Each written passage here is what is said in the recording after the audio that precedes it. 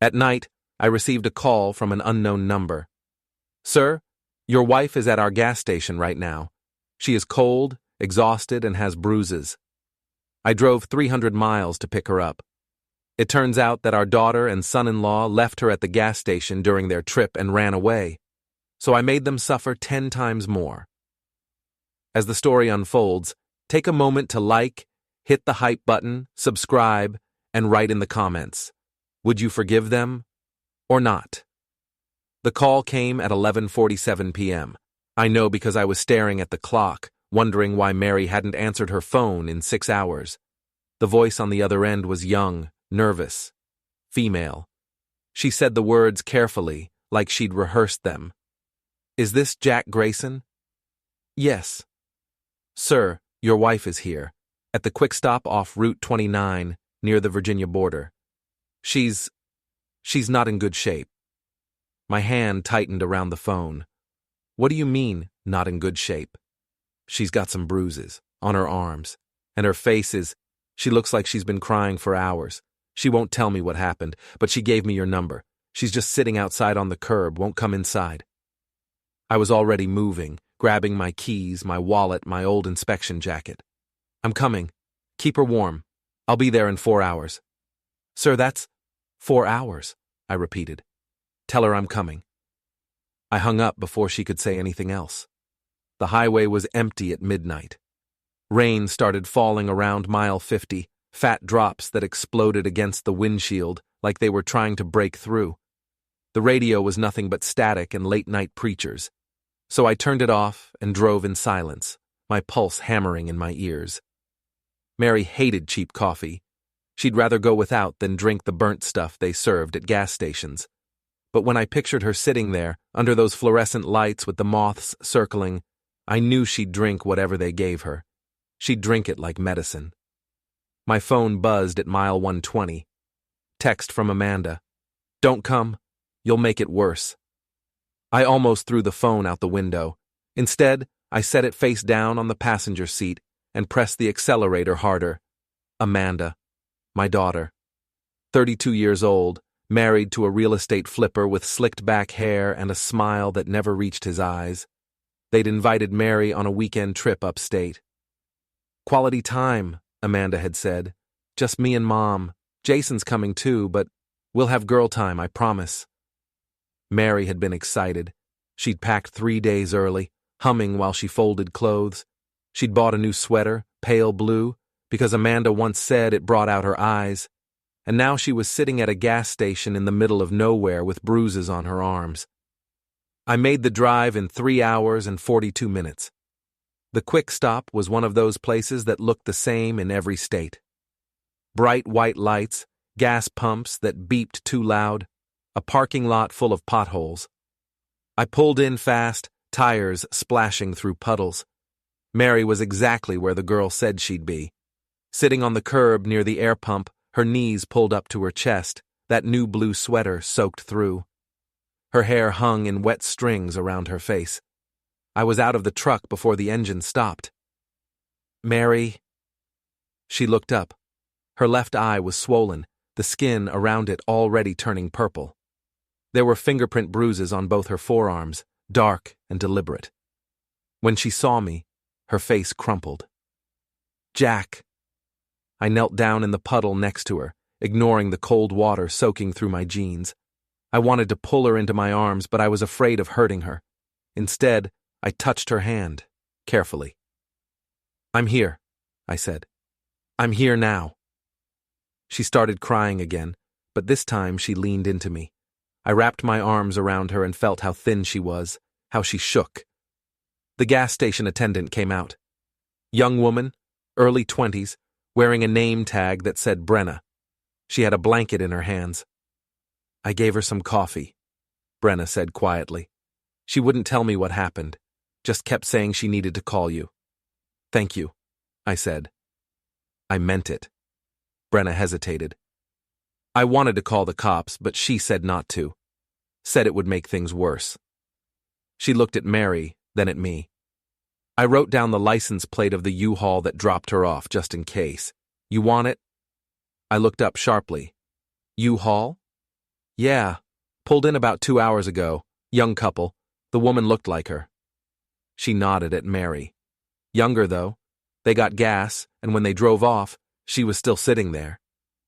Something cold settled in my chest. They left her here? Yeah. I thought maybe they were coming back, but… Brenna shrugged. It's been 2 hours. I helped Mary stand. She swayed, and I steadied her. Let's get you in the truck, I said.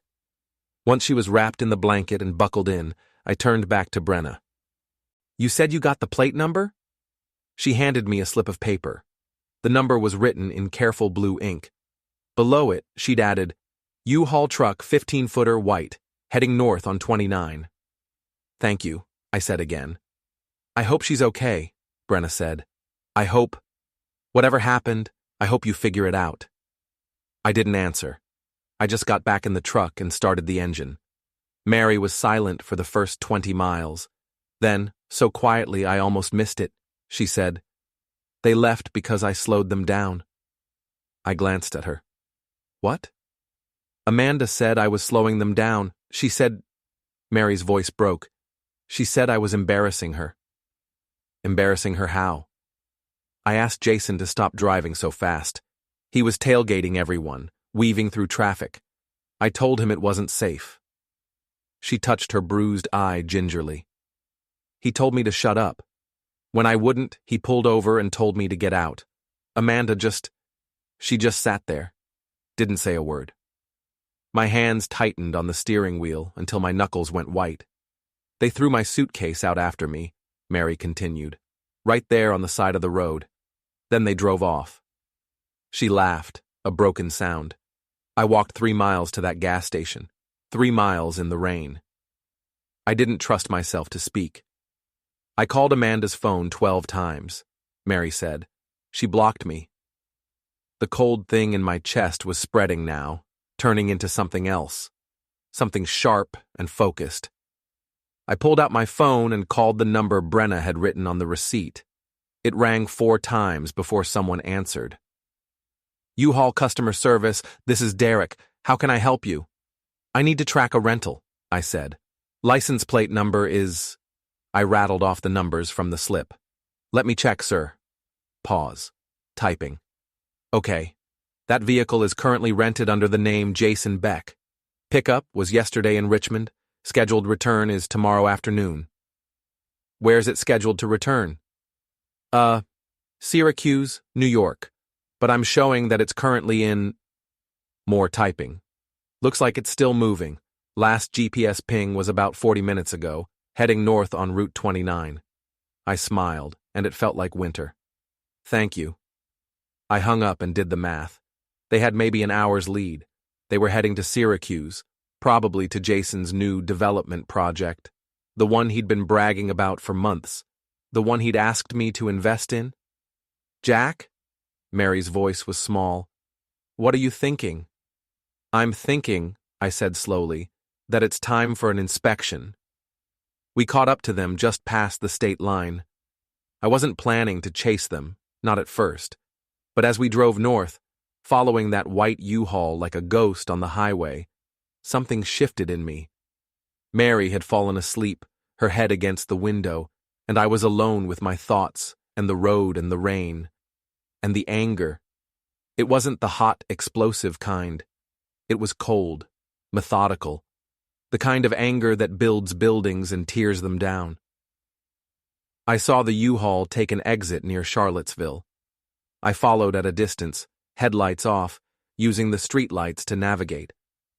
They pulled into a rest stop, and I watched from across the parking lot as Jason got out to use the bathroom. Amanda stayed in the passenger seat, phone glowing in her hand. I wanted to walk over, wanted to drag Jason out and make him explain why he thought it was acceptable to leave my wife on the side of the road like garbage. But I didn't. Instead, I took out my phone and photographed the U-Haul, the license plate, the rental sticker, the way it was parked, half over the line, like Jason couldn't even be bothered to park properly. Documentation. That's what this needed. Cold, hard documentation. Jason came back, and they drove off. I let them go. Mary was still sleeping, and I didn't want to wake her. Not for this. Instead, I pulled out onto the highway and took the next exit, heading back south. Back home. My phone buzzed as we crossed back into Virginia. Another text from Amanda.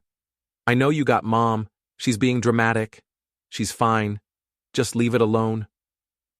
I deleted it without responding. We got home at 4:30 in the morning. I helped Mary inside, ran her a bath, made her tea. She didn't say much, just held the mug and stared at nothing. When I checked her arms again, the bruises were darker, 5 distinct fingerprints on each forearm. I'm going to take pictures, I said. She nodded. I documented everything, the bruises, the swollen eye, the scrape on her knee from where she'd fallen on the gravel. I dated and time-stamped each photo. Jack, Mary said quietly. What are you doing? Building a case. Against who? I looked at her. Our daughter. And the man who put his hands on you. She was silent for a long moment. Then she said, Good. I went to my office and opened the file cabinet. Inside were 30 years of inspection reports, building codes, contractor contacts, and legal precedents. I'd spent my whole career making sure buildings were safe, that people followed the rules. Now I was going to use every trick I'd learned to make sure Amanda and Jason understood what happens when you break the most important rule of all. You don't hurt family.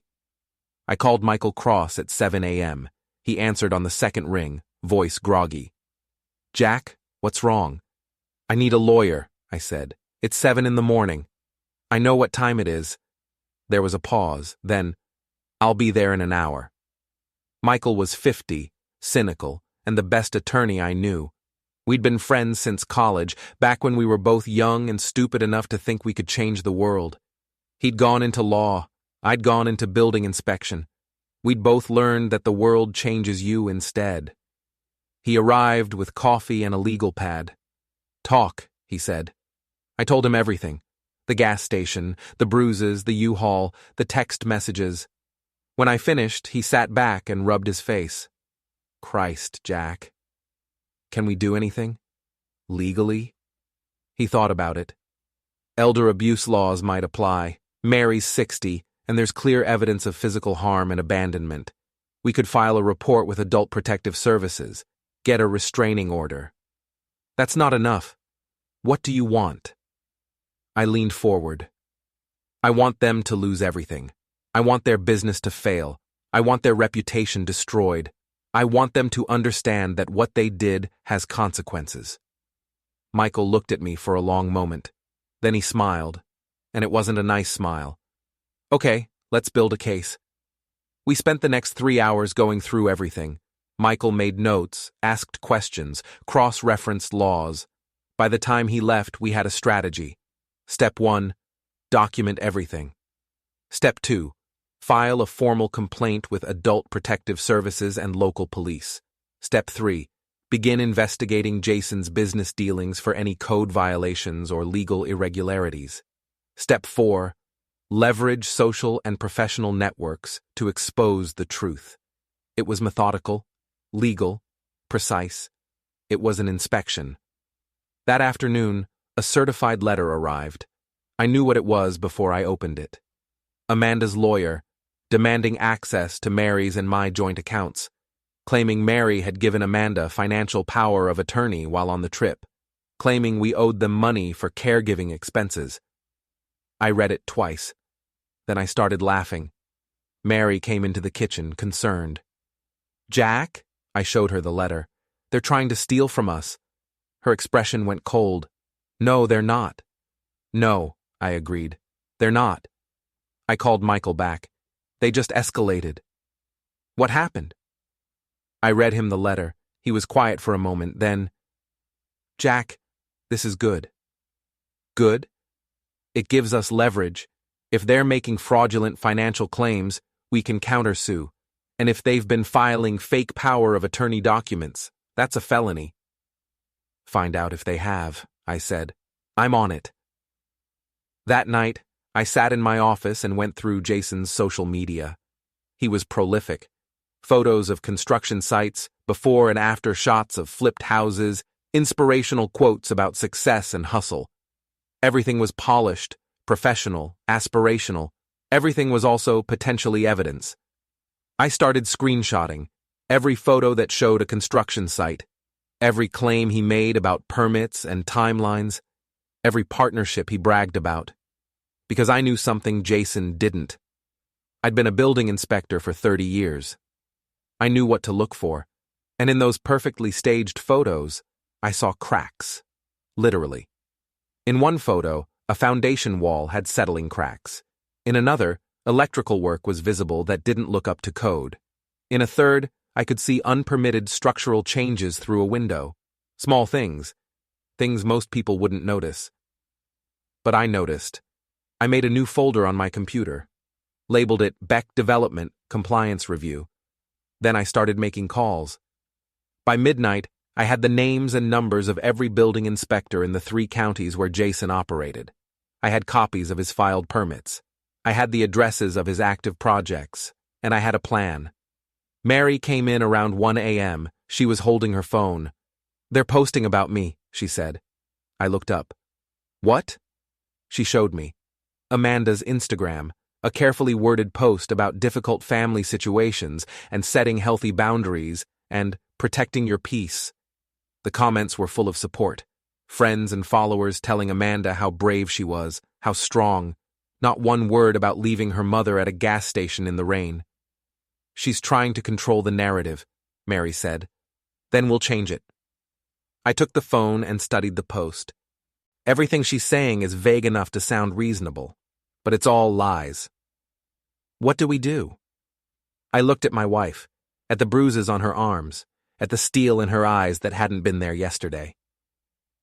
"We tell the truth," I said, "with evidence." The first crack in their facade appeared 3 days later. I didn't file the police report myself. Mary did. She walked into the station at 9 in the morning, showed them the photographs, and gave a clear, calm statement about what happened. The officer who took her report was young, sympathetic. He wrote everything down. "Ma'am," he said carefully, "this sounds like it could be elder abuse." "I believe it is," Mary said. "We'll need to investigate. That means contacting your daughter and son-in-law." "I understand." The officer hesitated. "Are you sure you want to do this? Sometimes families—" "I'm sure," Mary interrupted. "My husband and I are both sure." She came home with a case number and a copy of the report. We made 5 additional copies, 1 for our lawyer, 1 for Adult Protective Services, 1 for our personal records, 1 for the county district attorney's office, and 1 that we scanned and saved in 3 different digital locations. "Documentation," Michael called that afternoon. "I checked with the bank," he said. "Someone did try to file a power of attorney document in Mary's name. It's dated 2 days before they left her at the gas station." "Let me guess," I said. "Mary's signature is on it." "Yep." "Is it real?" "I had it analyzed. The signature's forged. Badly." I felt something tight in my chest loosen. "Can we use that?" "Already sent it to the DA's office. Financial fraud, attempted identity theft, forged legal documents. That's multiple felonies, Jack." "Good. The bank's frozen the account pending investigation. They can't touch your money." "Even better." Michael paused. "Jack, they're going to know you're coming for them now." "I'm counting on it." That night I started working through my list of building inspectors. I didn't accuse anyone of anything. I just asked questions. Professional courtesy, one inspector to another. "Hey, Tom, I heard there's some interesting work happening over in your district, Beck Development. You know anything about that?" "Oh yeah, Jason Beck. He's got 3 projects going right now. Why?" "Just curious. Everything up to code?" A pause. "Mostly. We've had to issue a couple of correction notices. Nothing major." "What kind of corrections?" "Electrical stuff. Some framing issues. He cuts corners sometimes, tries to pass things off as cosmetic when they're structural. We catch it eventually." "But he fixes it?" "Usually. Sometimes we have to threaten him with a stop work order first." I made a note. Thanks, Tom. I appreciate it. No problem. Why the interest? Family matter, I said. He married my daughter. Another pause. Oh, well, good luck with that. I had 6 more calls like that. Every inspector had the same story. Jason Beck was sloppy. He didn't like being told no. He fought every correction notice, delayed every reinspection. But he always fixed things eventually, because the alternative was losing his contractor's license. The thing was, eventually, didn't matter if I could get the inspectors to look closer, to dig deeper, to find the violations before Jason had a chance to fix them. On the 4th day, Amanda called. I didn't answer. She called Mary. Mary didn't answer. She texted me. We need to talk. I don't know what Mom told you, but she's exaggerating. I replied. Police report says otherwise. 3 dots appeared, disappeared, appeared again. You called the police on us? Mary called the police on you. I just drove 300 miles to pick her up from the side of the road. She's being dramatic. Nothing happened. I sent her a photo. One of the bruises on Mary's arm. The fingerprints were clear, distinct. Explain this. She didn't reply. An hour later, Jason called. I answered this time. Jack, we need to talk. I don't think we do. Mary's making this into something it's not. She got upset. We pulled over to let her cool down. You pulled over and forced her out of the car, I interrupted. Then you drove away and left her at a gas station 3 miles up the road, in the rain, with bruises on her arms from where you grabbed her. Silence. I don't know what you think happened, he started. I know what happened, I said. So do the police. So does the district attorney's office. And soon, so will everyone else. Are you threatening me? No. I'm telling you what's going to happen. You hurt my wife. You stole from me. You forged legal documents. And now, you're going to pay for it. You can't prove anything. I smiled. Jason, I was a building inspector for 30 years. All I do is prove things. I hung up. That evening, Mary and I sat down and wrote out everything we knew. Every lie Amanda had told. Every corner Jason had cut. Every time they'd asked us for money and never paid it back.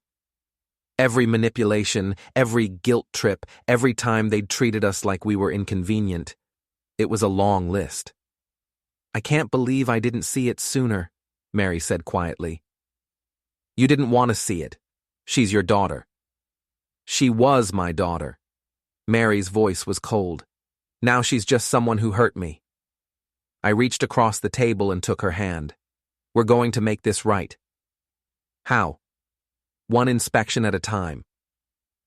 The next morning, I made another call. This time to the building inspector in Syracuse, where Jason's biggest project was located. A luxury townhouse development, 8 units, all pre-sold. Jason had been posting about it constantly. His signature project, his ticket to the big time. The inspector's name was Patricia Ruiz. She was no-nonsense, efficient, and very interested when I explained who I was and what I'd found in Jason's photos. You're saying there are code violations visible in his social media posts? She asked. At least 3. Unpermitted structural changes, electrical work that doesn't meet code, and potential foundation issues. Can you send me the photos? Already done. Check your email. Pause. Typing. Jesus, how did we miss this? Sometimes you need fresh eyes, I said. But now that you know, I'll schedule an inspection. Tomorrow morning. Thank you, Patricia. Thank you, Jack. If half of what you're saying is true, this guy needs to be stopped.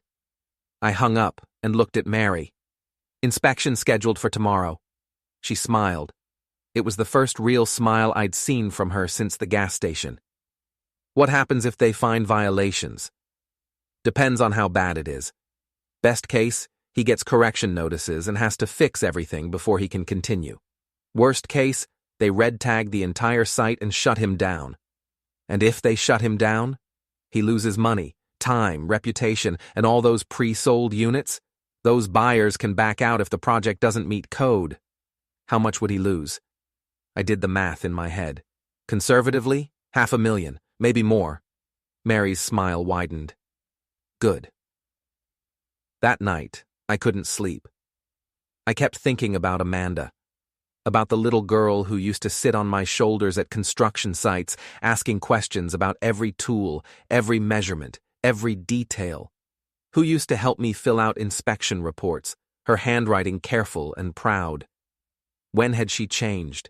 When had my daughter become someone who could abandon her mother and then lie about it? Or had she always been this way and I just refused to see it? Around 2 a.m. my phone buzzed. Email from Patricia Ruiz. Jack, did the inspection this morning. You were right. Multiple violations. We're issuing a stop work order tomorrow. Thanks again. I stared at the email for a long time. Then I forwarded it to Michael. His reply came 5 minutes later. This is just the beginning. The stop work order hit the local news 2 days later. Luxury development halted over safety concerns, read the headline. The article was short, factual. It mentioned the inspector's findings, the violations, the order requiring all work to cease until corrections were made. It quoted Patricia Ruiz saying the violations were significant and posed potential risks to future occupants. It mentioned Jason Beck by name. My phone rang 30 seconds after the article went live online. It was Amanda. I let it go to voicemail. She called 4 more times. Then Jason called. Then Amanda again. Then a number I didn't recognize, probably their lawyer. I didn't answer any of them. Instead, I sat down with Mary and we drafted a post for social media. Nothing accusatory, nothing emotional, just the truth, documented and dated. On the evening of October 15th, I received a call that my wife had been left at a gas station 300 miles from home. She had visible bruises and had been forced out of a vehicle by our son-in-law. I drove through the night to get her. These are the facts. These are the photographs. This is the police report. I'm sharing this because someone tried to forge my wife's signature on legal documents and steal from us. I'm sharing this because the truth matters. We posted it to my Facebook account. I had maybe 200 friends, mostly old colleagues and neighbors. I wasn't expecting it to go viral, but within an hour it had been shared 50 times. Within 2 hours, 200. By the next morning it had been picked up by a local news blog. Amanda's carefully crafted narrative crumbled. Her Instagram post about setting boundaries suddenly looked hollow next to photographs of Mary's bruises. Her vague references to difficult family situations sounded sinister when compared to a police report. Her supporters started asking questions. Wait, you left your mom at a gas station? Are those bruises real? Why would you lie about this? She deleted the post. That made it worse. People started taking screenshots, sharing them, asking why she was trying to hide the truth. Her follower count started dropping. Jason's business social media went dark. No new posts, no updates, just silence. Michael called that afternoon. You've got their attention. Good. They want to meet. Discuss a settlement. No settlement. Jack, no settlement. They hurt Mary. They tried to steal from us. They lied. I'm not taking a payout and letting them walk away. Michael was quiet for a moment. Okay. Then what do you want? I want them to lose everything they built by cutting corners and lying. I want everyone to know what they did. I want justice. Justice isn't the same as revenge. Today it is. He sighed. I'll tell them there's no deal. That evening, I got a message from Tom, the building inspector I'd talked to earlier. Jack, just wanted to let you know. We're doing a full audit of all of Beck's projects in our district. Found some issues at 2 sites. Might have to issue correction notices. I thanked him and made a note in my file. Then I got another message from a contractor I'd worked with years ago. Hey Jack, heard about what happened with your daughter. That's rough, man. I worked for Beck on a flip last year. He didn't pay me for the electrical work. Had to threaten to sue. Just thought you should know. I added that to the file too. Then another message, and another. People I'd worked with over the years reaching out, offering support, sharing their own stories about Jason Beck, about missed payments and cut corners and aggressive tactics. I documented everything. By the end of the week, I had testimony from 11 contractors, 3 building inspectors, and 2 former clients. I had photographs of code violations at 5 different properties. I had copies of unpaid invoices and threatening emails and bad reviews that Jason had paid to have removed. I had enough evidence to bury him. Michael came over on Friday night. He looked tired. "They're desperate," he said. "Jason's trying to get the stop work order lifted, but the inspectors aren't budging. His buyers are threatening to sue.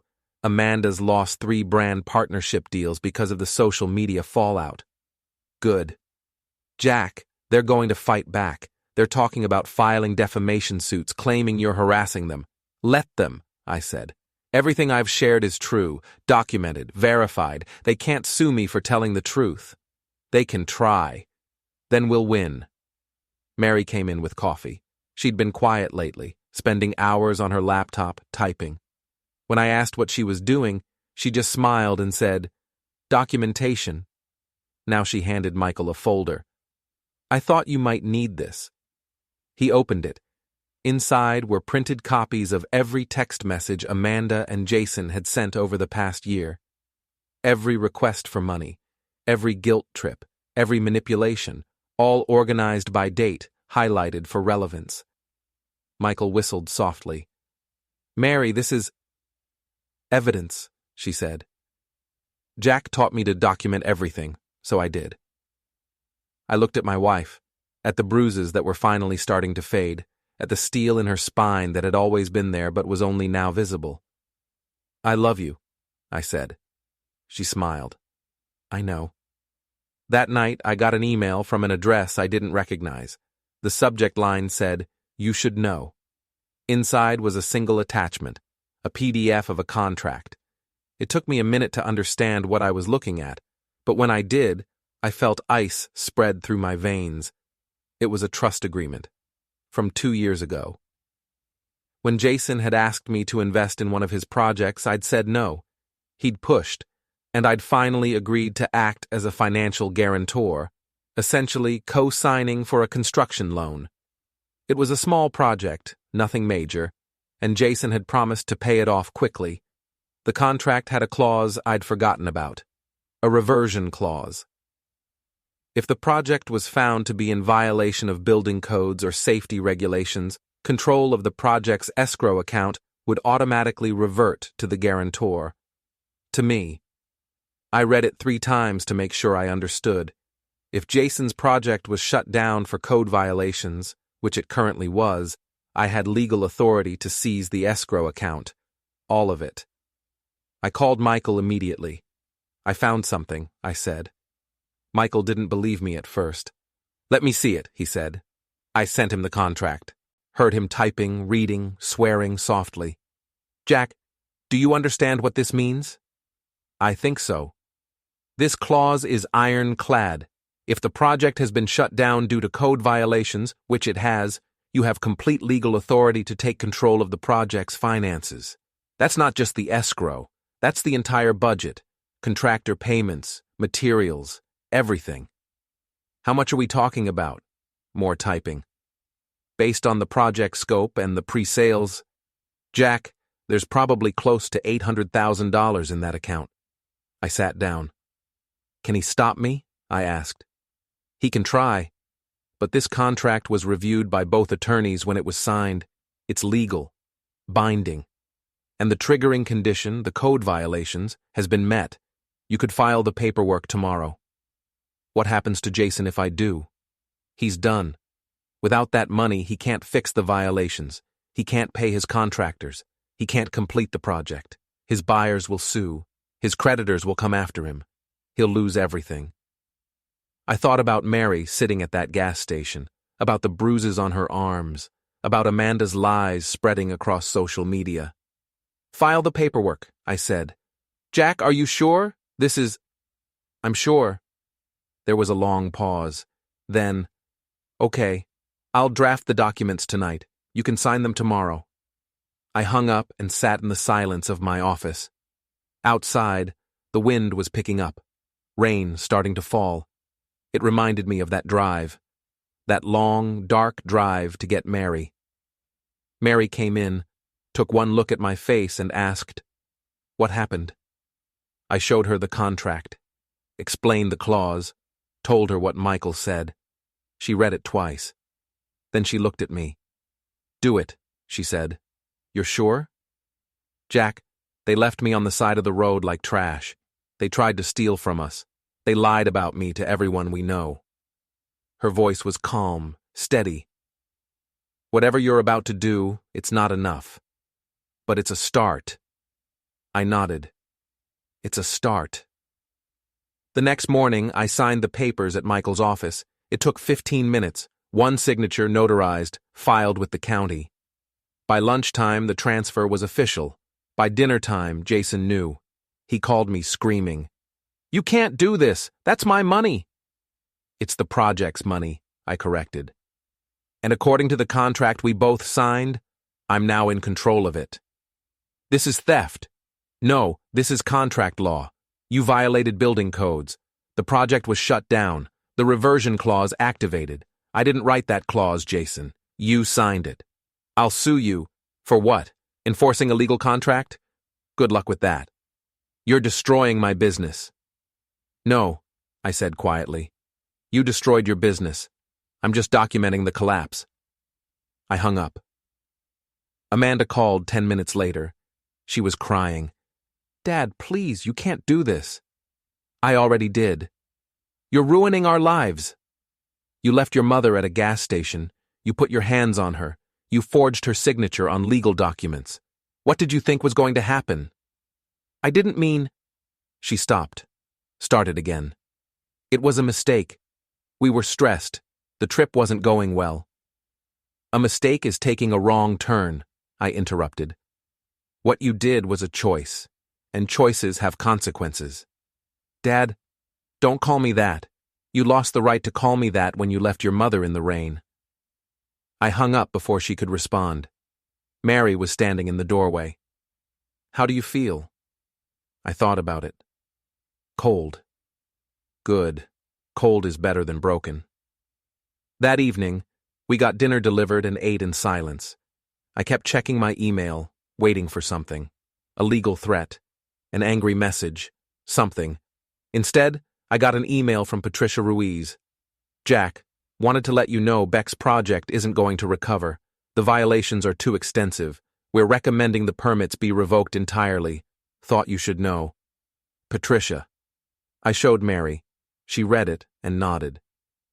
"What happens now?" she asked. "Now we wait for the dominoes to fall." They fell quickly. The next morning, a local news outlet picked up the story. Not the gas station story. Everyone knew that one. This was about the business, about the pattern of violations across multiple projects, about unpaid contractors and angry buyers, about Jason Beck's empire built on shortcuts and lies. By afternoon, 3 of his pre-sale buyers had issued statements saying they were backing out and demanding full refunds. By evening, 2 contractors had filed liens against his properties. By the end of the week, Jason Beck Development had filed for bankruptcy. Michael called me with the news. "It's done. He's finished." "And Amanda?" "She's named in some of the legal filings. She was listed as a co-owner of the business. The creditors will come after her too." I felt nothing. No satisfaction, no guilt, just cold, calm certainty. "Good. Jack, I have to ask, how are you feeling about all this?" "I'm feeling," I said slowly, "like I just passed the final inspection." That night, I sat in my office and looked at the case file I'd built. It was 3 inches thick now. Photographs, documents, contracts, testimony, a complete record of everything Amanda and Jason had done, everything they'd tried to hide. Mary came in and sat down across from me. "It's really over?" she asked. "Almost." "Almost?" I looked at her.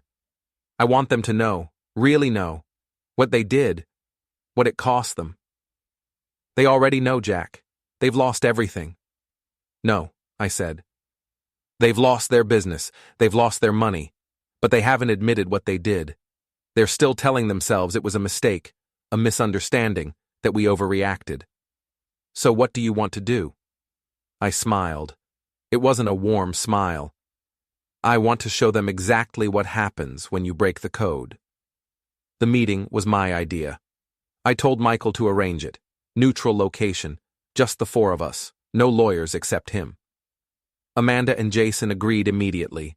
They probably thought they could talk their way out of it, convince me to give back the money, smooth things over. They were wrong. We met at a coffee shop in Harrisburg, exactly halfway between our home and Syracuse. It was a Thursday afternoon, the place mostly empty. We sat in the back corner, away from the windows. Amanda looked terrible. Dark circles under her eyes, her hair pulled back carelessly. No makeup. She'd always been so careful about her appearance, but now she just looked tired. Jason looked worse. His shirt was wrinkled, his jaw tight. He had the look of a man who hadn't slept in days. Good. Mary and I sat down across from them. Michael stood at the end of the table, legal pad in hand. "Thank you for coming," I said. Jason's jaw clenched. "Let's skip the pleasantries. What do you want?" "I want you to understand what you did." "We know what we did," Amanda said quietly. "We made a mistake. We're sorry." "No," I said. "You're not sorry. You're sorry you got caught. There's a difference." "Dad, I told you not to call me that." My voice was cold. "You lost the right." She flinched. I pulled out a folder and set it on the table.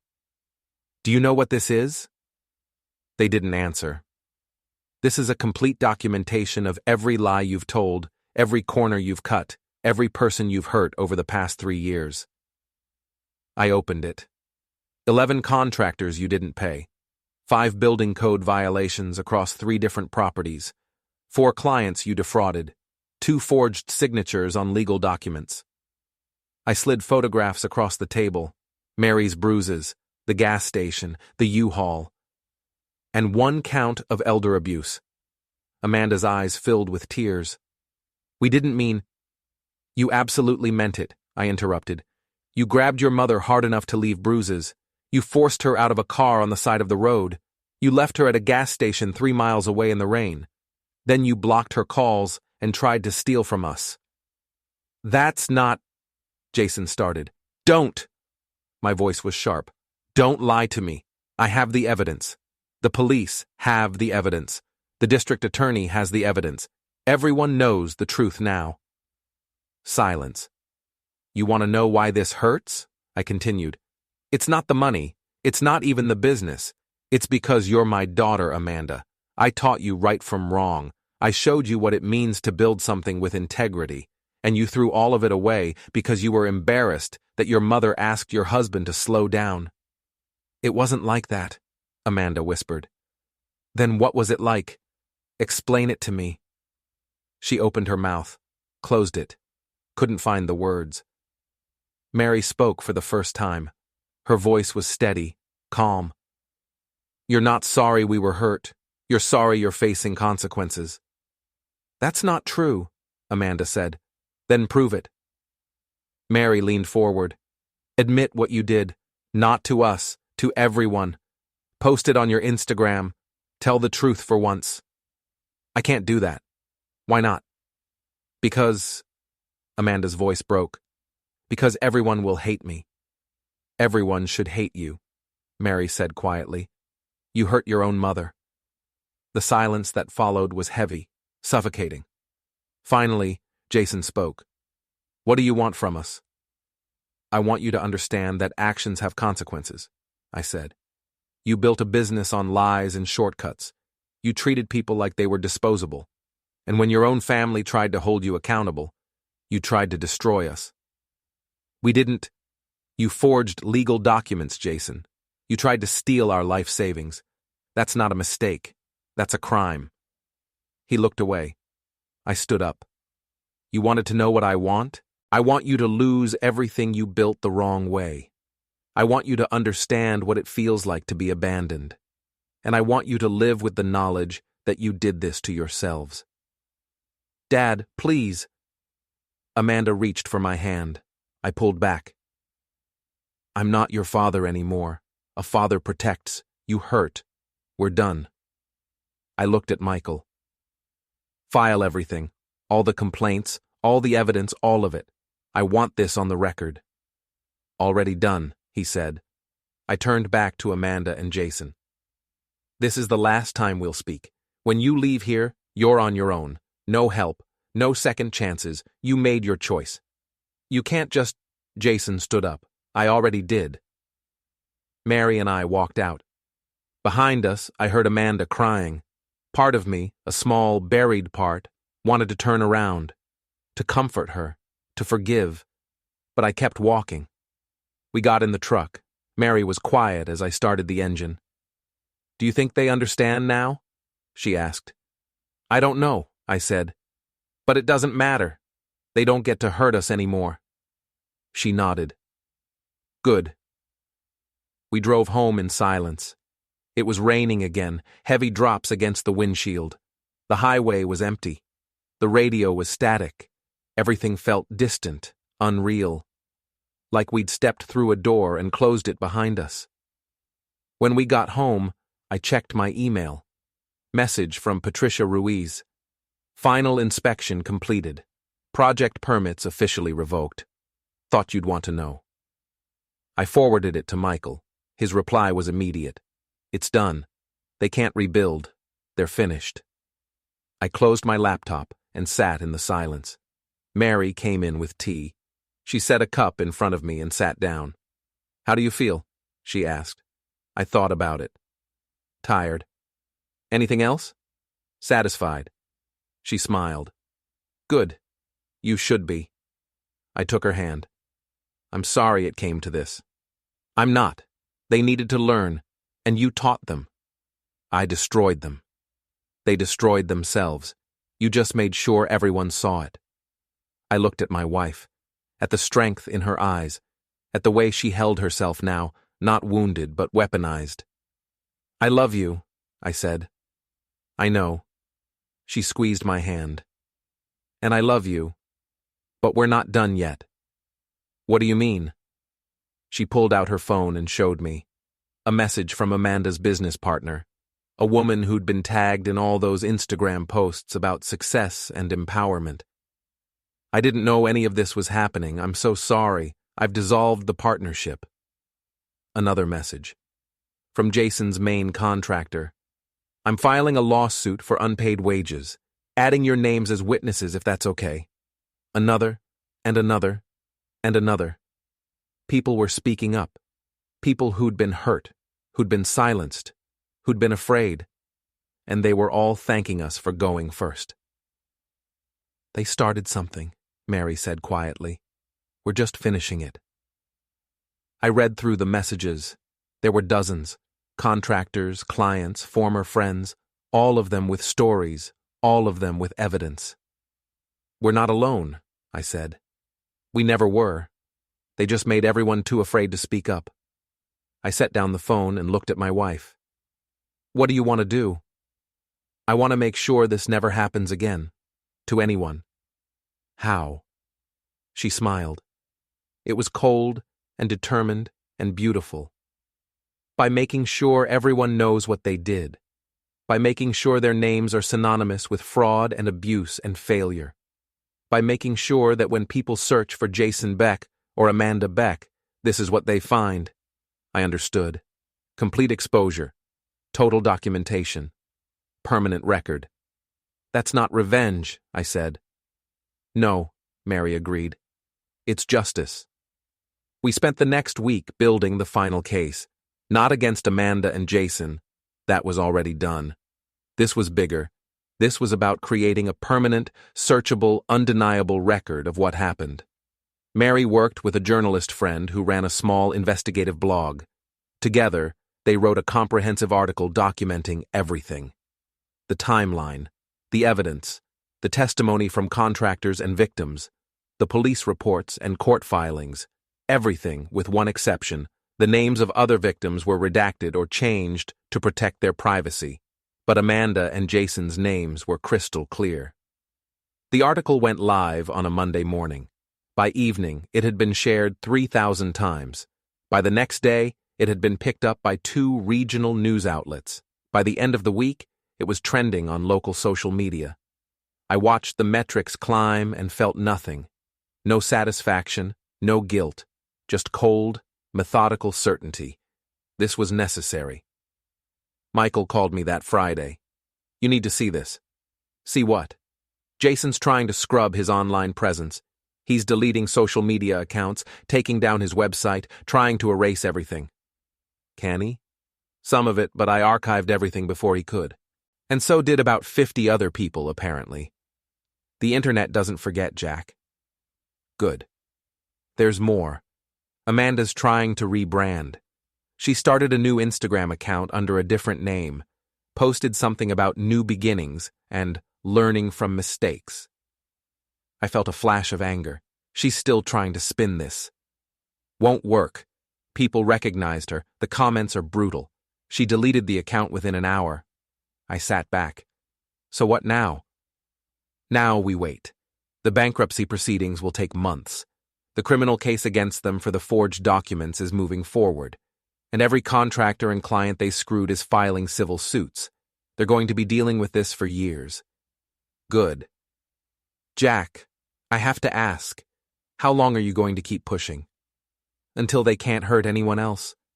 They're already destroyed. Financially, professionally, socially. What more do you want?" I thought about Mary sitting at that gas station, about the bruises, about the lies. "I want them to remember," I said. "Every day for the rest of their lives, I want them to remember that they did this to themselves." Michael was quiet for a moment. Then, mission accomplished. That weekend, Mary and I took a drive, not to Syracuse, not to confront anyone, just a drive, through the mountains, windows down, radio playing old songs. We stopped at a diner for lunch, sat in a booth by the window, ordered coffee and sandwiches. "Do you think we went too far?" Mary asked. I considered the question. "No." "Not even a little?" They had every opportunity to make it right. They chose not to. They chose to lie, to steal, to hurt people. We just made sure everyone knew the truth. She nodded slowly. "I don't feel guilty." "You shouldn't. But I do feel different, like something changed." "We changed," I said. "We had to." She took my hand across the table. "I think I like who we are now." "Cold and calculating?" "Strong and unbreakable," I smiled. "I like who we are too." We finished lunch and drove home. The mountains were beautiful, gold and red with autumn. The air was crisp. Everything felt sharp, clear, real. When we got home, there was a letter on the porch. No return address, just our names in careful handwriting. I opened it. Inside was a single page, handwritten. From Amanda. "I don't expect forgiveness. I don't expect anything. I just wanted you to know that I understand now. I understand what I did, what I destroyed. I'm not asking for another chance. I just wanted to say I'm sorry. I'm sorry for hurting Mom. I'm sorry for lying. I'm sorry for all of it. I know it's too late. I know you'll never forgive me. But I needed to say it anyway. Amanda." I read it twice, handed it to Mary. She read it and set it down on the table. "What do you think?" I asked. "I think she's sorry she got caught. Sorry she lost everything, but I don't think she really understands what she did wrong. Because if she did, she would have understood before it got to this point." I nodded. "Should we respond?" "No. Let her sit with it." I took the letter and put it in the file. Documentation. Maybe someday it would matter. Maybe not. Either way, it was done. That night, I sat in my office and looked at the case file one last time.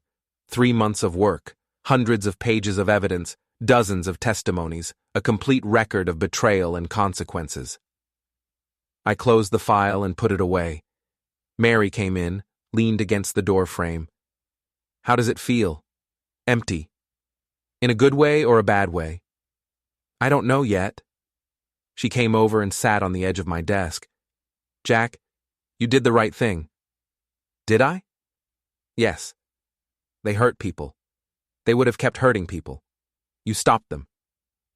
By destroying them. By holding them accountable. She took my hand. There's a difference. I wanted to believe her. Part of me did, but another part, the part that remembered teaching Amanda to ride a bike, to read blueprints, to do the right thing, that part hurt. I miss her, I admitted. The daughter she was, before all this. I know, I miss her too. Do you think we could have done anything differently? Mary was quiet for a long time. Then, no, this was always going to happen. She made her choices long before that gas station. We just finally saw them. And now? Now we move forward. Without her. Without them. We build something new. I nodded. She was right. She was always right. But still, it hurt. The next morning, Michael called one last time. The criminal case is moving forward. They're both being charged with fraud and forgery. Likely plea bargain, but they'll have records. Good. The civil suits are piling up. Even if they declare bankruptcy, some debts won't be discharged. They'll be paying for this for years. Good. And Jack? That article Mary helped write? It's been picked up by 3 major news outlets. This is going to follow them forever. I closed my eyes. Good. You don't sound happy.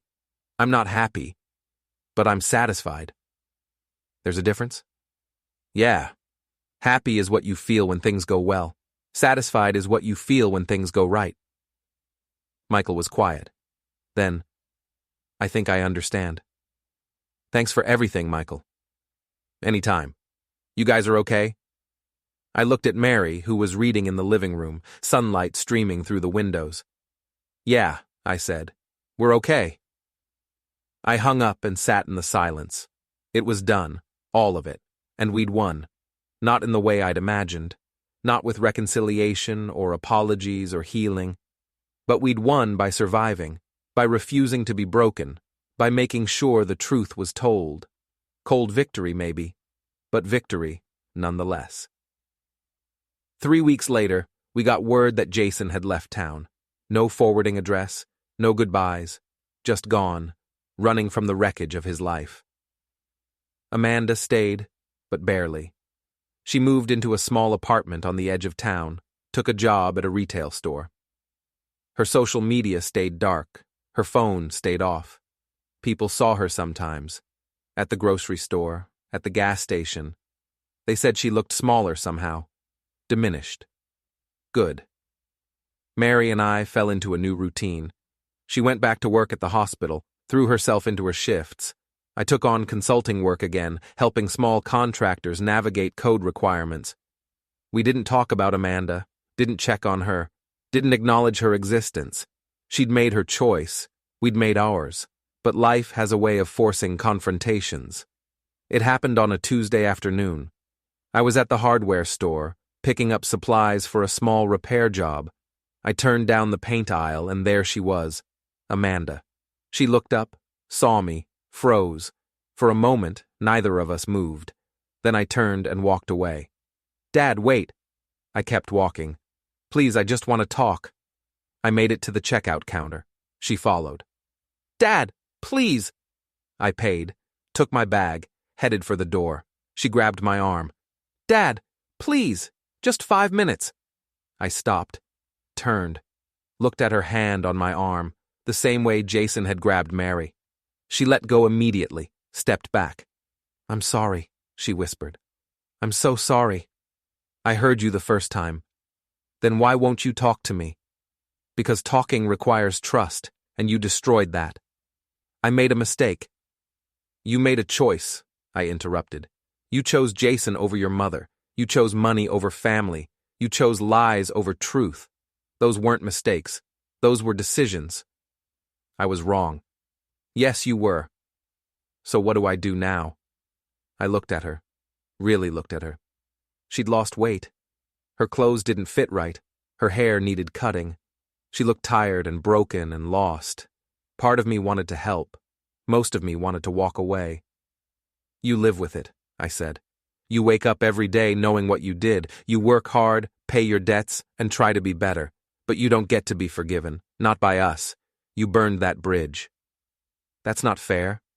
Fair? I felt anger flash hot and quick. You want to talk about fair?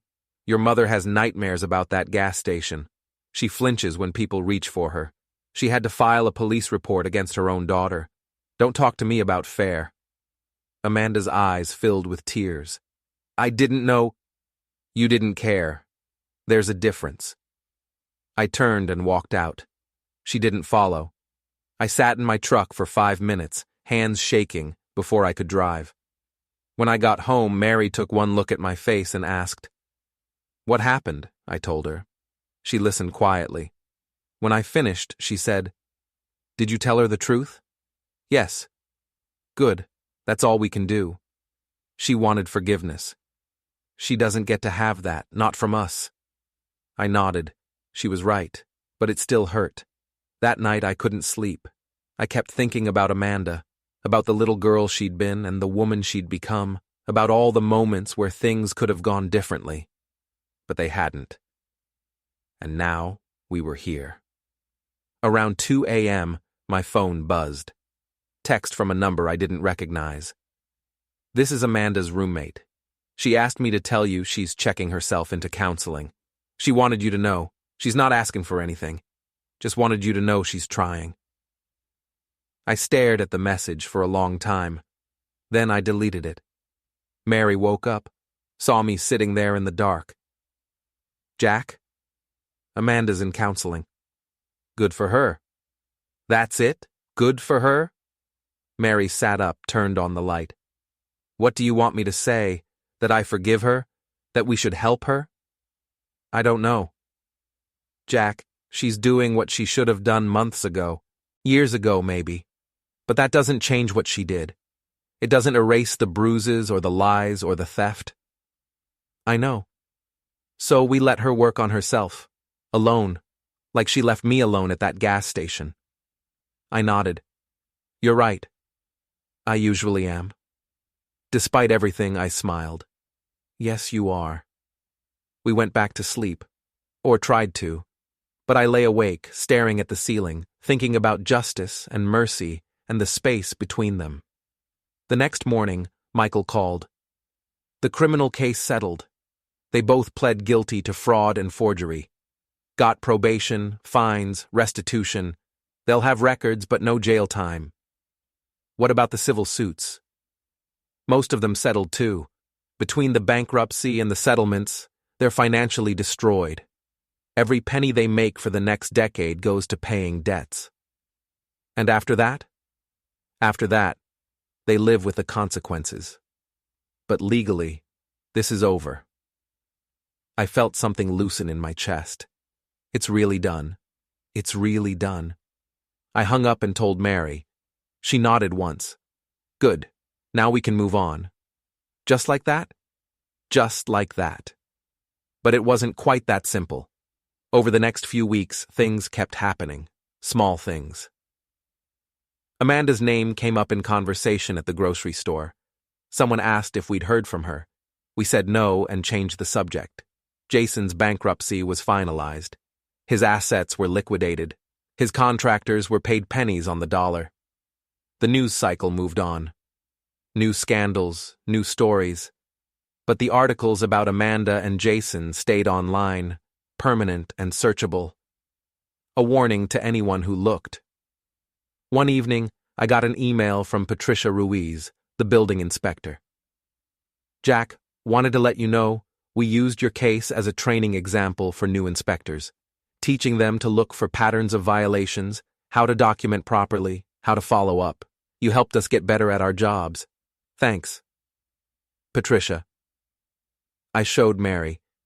She smiled. See? Something good came out of it. Did it? We protected other people from them. We showed that actions have consequences, and we survived. I thought about that. Is survival enough? Sometimes, for now. I pulled her close. I'm glad I have you. You'll always have me, no matter what. And I believed her. Because in the end, that's what mattered. Not revenge, not justice, not even satisfaction. Just the two of us, still standing, still together, still strong. They'd tried to break us. They'd failed. And that, in its own way, was victory enough. Spring came slowly that year. Mary and I sold the house. Too many memories, too many ghosts. We bought a smaller place 2 towns over, near the lake, started fresh. We heard things occasionally, through friends, through the grapevine. Amanda was still in counseling, still working retail, living quiet, keeping her head down. Jason had moved to Florida, working construction as a day laborer. The man who'd built an empire now swinging a hammer for hourly wages. I didn't feel anything when I heard. No satisfaction, no pity, just nothing. Mary said that was growth. I wasn't sure. Maybe it was just exhaustion. One morning in April, Michael called. You sitting down? Should I be? Amanda filed paperwork to change her name, going back to her maiden name, dropping Beck entirely. I processed that. Divorcing Jason? Already done, 6 weeks ago. Why didn't we hear about it? Because she specifically requested no notification. Quiet dissolution. She's severing all ties to him. I wasn't sure what to feel about that. Anything else? Yeah, she's moving. California looks like. Job transfer or something. She'll be gone by June. Good. Jack. What?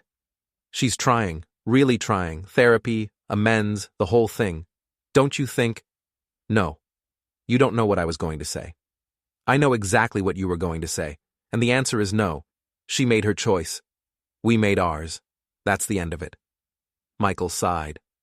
All right. I just thought you should know. Thanks.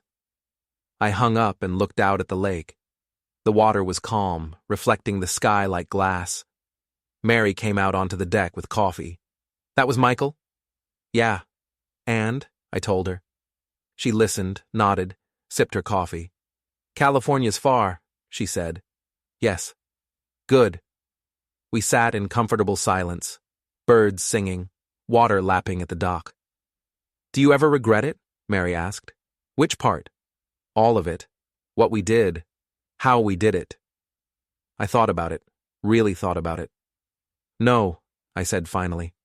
They hurt you. They tried to destroy us. We fought back. We won. I don't regret that. But? But nothing. No buts. We did what we had to do. She squeezed my hand. Good answer. Later that afternoon, I went through my files. 3 years of documentation, evidence, testimony. Everything we'd built to bring them down. I almost threw it all away. Started to even finger on the delete key. But in the end, I didn't.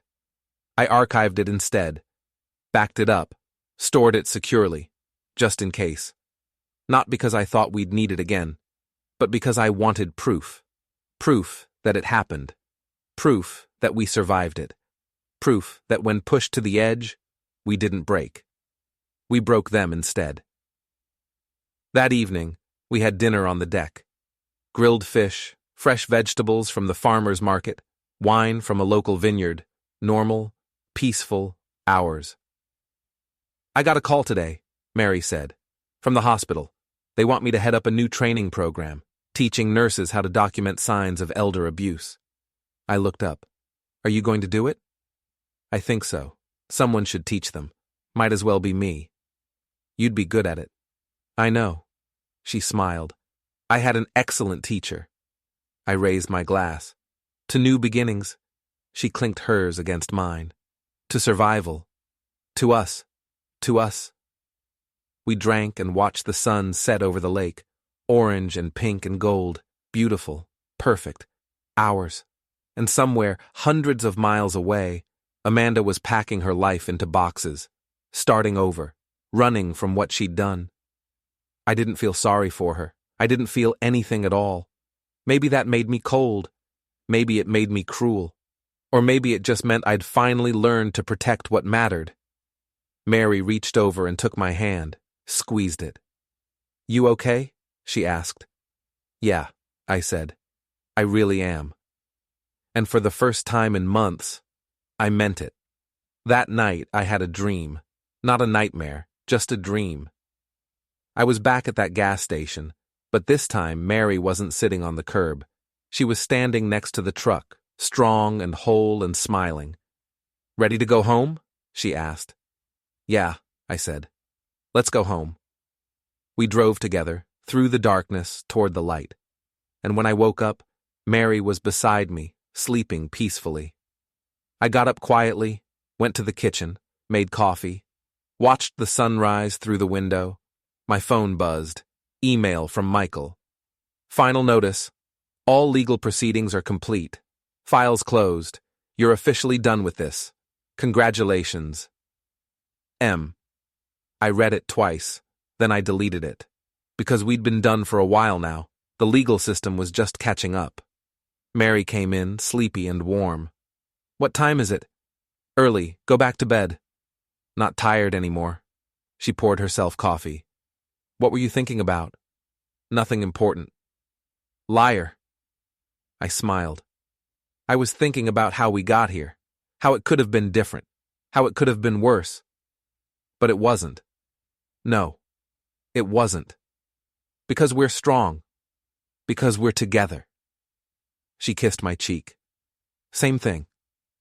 And maybe it was. We spent that day doing nothing important. Walked by the lake, read books in the sun, made dinner together, laughed about stupid things, normal things, healing things, and when night fell and we went to bed, I didn't dream of gas stations or courtrooms or betrayal. I just slept. Peacefully. Completely. Finally.